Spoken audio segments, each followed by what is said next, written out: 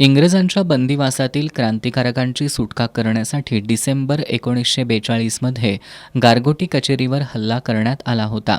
यावेळी झालेल्या गोळीबारात 7 क्रांतिकारक हुतात्मे झाले होते. या ऐतिहासिक घटनेत करवीर सिद्धय्या स्वामी, शंकरराव कृष्णाजी इंगळे, तुकाराम रामजी भारमल, नारायण दाजी वारके, मल्लाप्पा बाबाजी चौगुले, बळवंत लक्ष्मण जबडे आणि परशुराम कृष्णा साळोखे यांनी देशाच्या स्वातंत्र्य लढ्यात आपल्या प्राणांची आहुती दिली होती.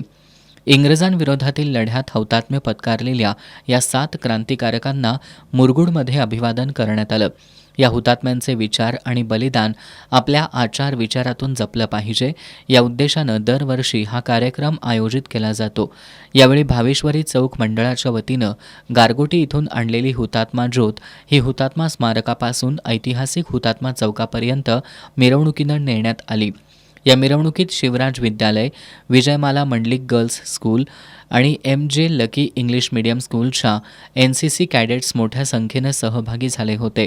हुतात्मा चौकातील स्मारकाला स्वातंत्र्य सैनिक वारसदार हेमंत पोतदार आणि MJ ग्रोनचे संस्थापक जावेद मकानदार यांच्या हस्ते पुष्पचक्र अर्पण करून अभिवादन करण्यात आलं.